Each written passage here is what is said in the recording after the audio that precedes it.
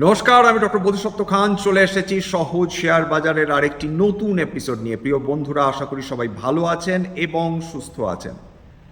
আজকেরও America ইরানের দ্বিতীয় পর্যায়ের বৈঠক নিয়ে অনিশ্চয়তা তৈরি হয়েছে।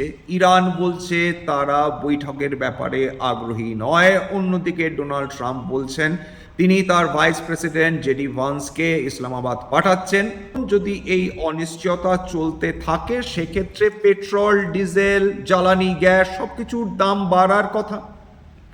অথচ বাজারে আজকের আমরা যা মুভমেন্ট দেখতে পেলাম, বিভিন্ন এশীয় বাজার, ইউরোপীয় বাজার এবং ভারতীয় শেয়ার বাজার, সেখানে কিন্তু উল্টো গল্প আমরা দেখতে পারছি।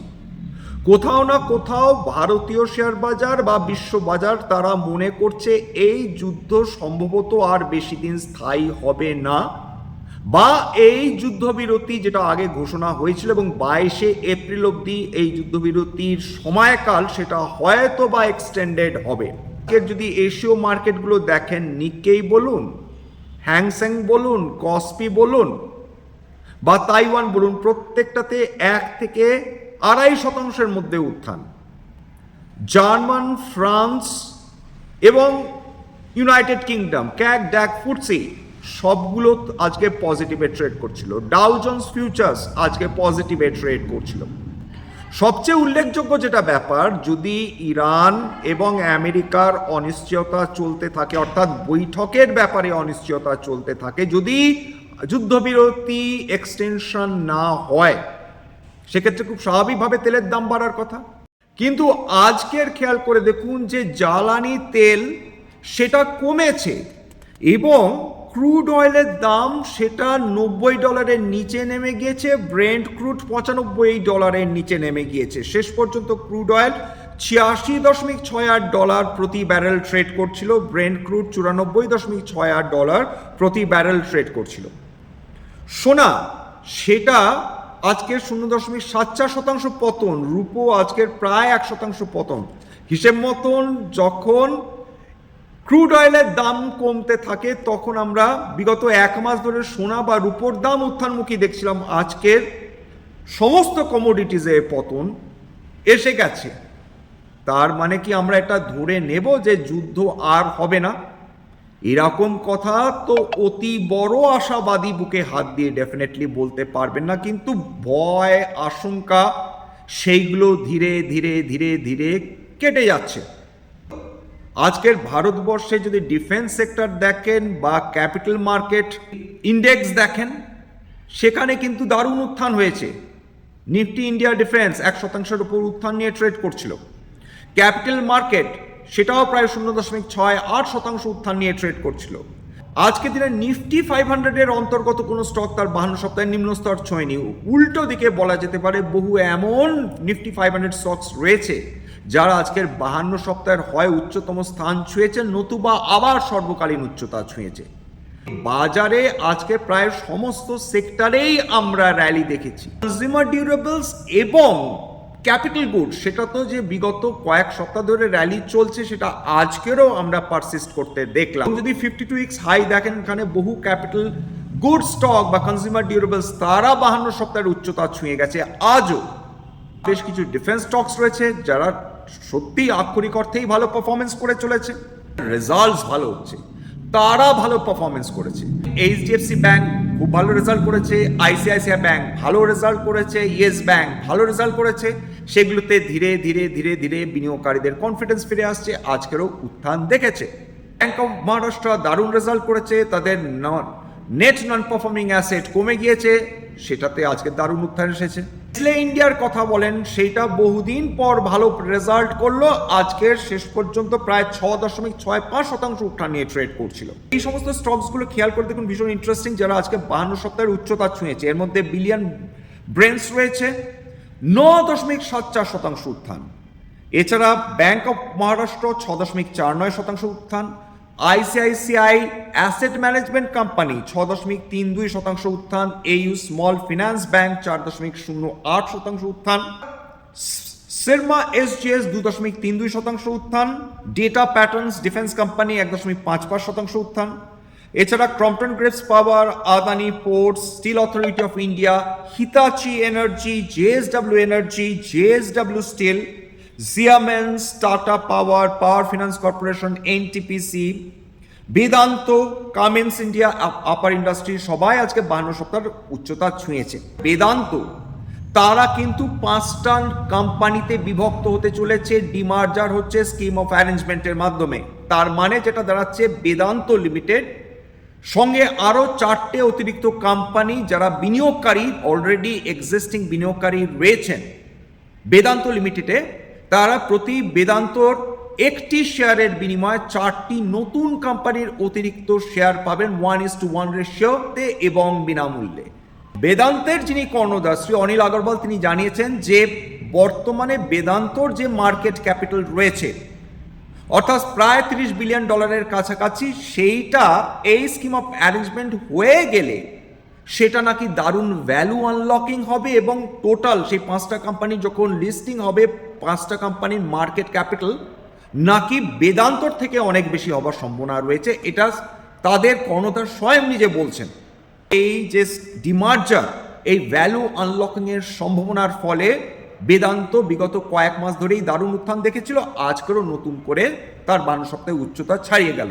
ইউজুয়ালি যখন ভালো মানের কোম্পানি ভ্যালু আনলকিং এর কথা ঘোষণা করে তখন সেই স্টকটার প্রতি বিনিয়োগকারীদের উৎসাহ দারুণভাবে বৃদ্ধি পায়। এর আগে যখন রিলায়েন্স ইন্ডাস্ট্রিজ তারা স্কিম অফ অ্যারেঞ্জমেন্টের মাধ্যমে জিও ফিনান্সিয়ালকে আলাদা করেছিল তখনও কিন্তু রিলায়েন্স ইন্ডাস্ট্রিজ এবং জিও ফিনান্সিয়ালের ভ্যালু একসঙ্গে কিন্তু বৃদ্ধি পেয়েছিল।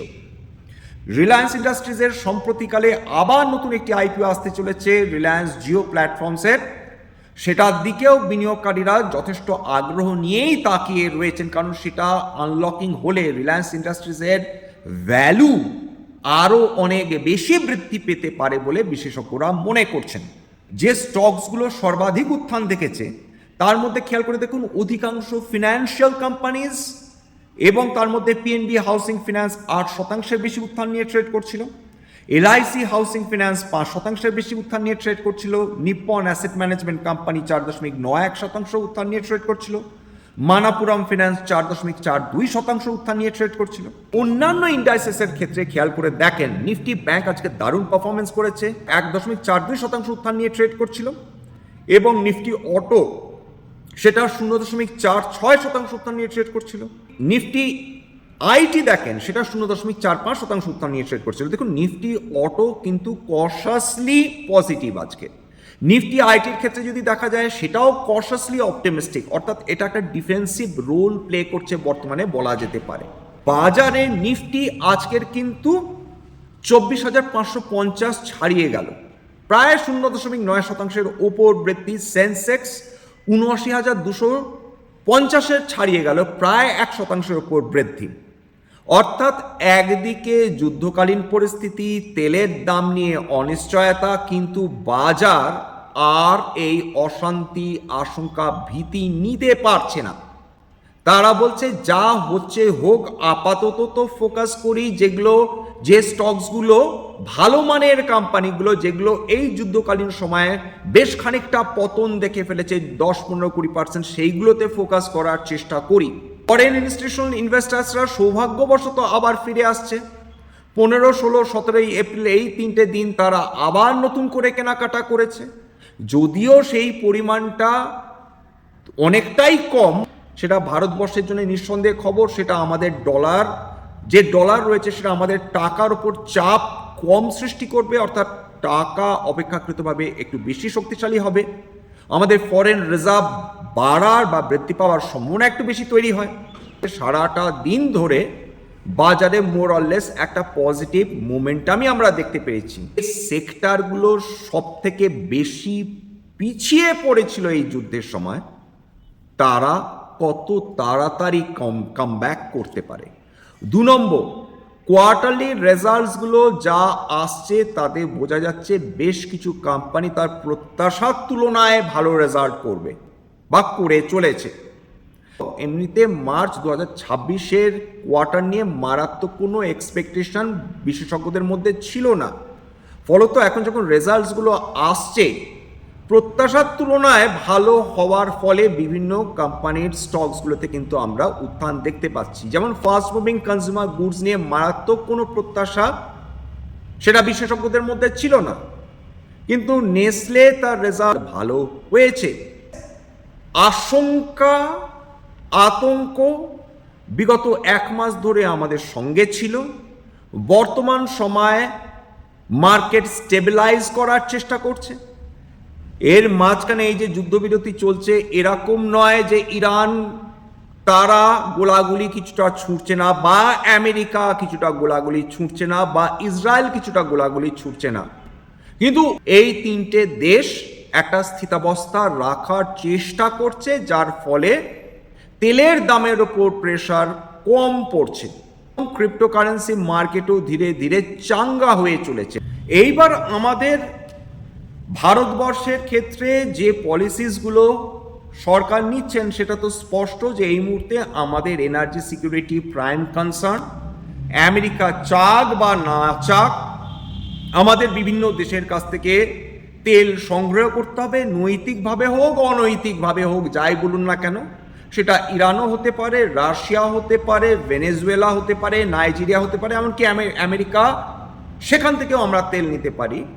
মোদ্দা কথা, আমাদের তেল সরবরাহ সেটা যাতে অব্যাহত থাকে সেইটা আমাদের দেখতে হবে। 2 নম্বর, যদি কাতার বা কুয়েত থেকে যদি আমরা তেল না পাই বা গ্যাস না পাই, সেক্ষেত্রে আমাদের অল্টারনেটিভ এলএনজি এলপিজি সোর্সেস দেখতে হবে, যেখানে আমাদের অল্টারনেটিভ রুট বর্তমানে অস্ট্রেলিয়াতে বিপুল পরিমাণ প্রাকৃতিক গ্যাসের ভান্ডার রয়েছে। আমরা এখন অস্ট্রেলিয়া থেকে এলএনজি নিয়ে আসার তোড়জোড় শুরু করেছি, এবং যুদ্ধ শুরু হওয়ার পরপরই আমরা আমেরিকা থেকেও এলএনজি গ্যাস নেওয়া শুরু করে দিয়েছি। তবে এই যুদ্ধের ফলে মধ্যপ্রাচ্য দেশগুলো মারাত্মক বিরক্ত হয়ে রয়েছে।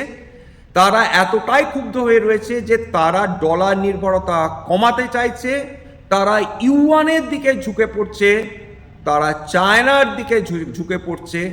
আমেরিকার বোঝা উচিত যে তারাও বহু বন্ধু হারাচ্ছে ইরানের পাশাপাশি। কিন্তু এখন যদি বিভিন্ন দেশ বলে আমরা ডলার ছাড়াও অন্যান্য কারেন্সি দিয়েই মধ্যপ্রাচ্যের তেল কিনবো, সেক্ষেত্রে কিন্তু মারাত্মক আঘাত আসবে আমেরিকার কারেন্সির ওপর। আমেরিকা তাদের ধারের ভারে কিন্তু ডুবে যাওয়ার সম্ভাবনা তৈরি হয়ে যাবে। পরিস্থিতি এমন দিকেই এগোচ্ছে যে মধ্যপ্রাচ্যগুলো যারা সিকিউরিটি প্রত্যাশা করেছিল আমেরিকার কাছ থেকে, তারা বিলক্ষণ বুঝে গেছে যে ভাই নিজের সিকিউরিটির ব্যবস্থা নিজেকেই করতে হবে। আমেরিকা খুব একটা ভরসা দেশ নয়। স্ট্যান্ডার্ড ডিসক্লোজার যে কোম্পানিজগুলো নিয়ে আলোচনা করলাম, হতে পারে তার মধ্যে কয়েকটিতে আমার বা আমার পরিবারের বিনিয়োগ থাকলেও থাকতে পারে। ভবিষ্যতে যদি নতুন করে কিনি বা বিনিয়োগ করি, আগাম বিজ্ঞপ্তি দিয়ে কিনতে বা বিক্রি করতে পারবো না।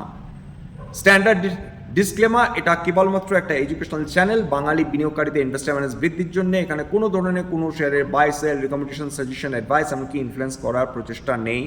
আমার কথা শুনে যদি কোনো শেয়ারে বা কোনো অ্যাসেটে বাই সেল সিদ্ধান্ত নেন, ক্ষতির মুখোমুখি হতে পারেন। সুতরাং সবসময় একজন সেবি রেজিস্টার্ড ইনভেস্টমেন্ট অ্যাডভাইসারের পরামর্শ নেওয়ার চেষ্টা করবেন বা নিজের ডিউ ডিলিজেন্স করবেন, সেক্ষেত্রে আপনারা উপকৃত হলেও হতে পারেন। সবশেষে যেটা বলি, যদি এই ধরনের এপিসোড আপনাদের ভালো লাগে, প্লিজ একটা লাইক দেবেন, প্লিজ সাবস্ক্রাইব করবেন, এবং যদি সত্যি মনে হয় আমার বাঙালি ভাই বোনদের জীবনে একটুখানি ভ্যালু অ্যাড করতে পেরেছি, প্লিজ নিজের গ্রুপে শেয়ার করে দেওয়ার চেষ্টা করবেন। আজকের জন্যে নমস্কার।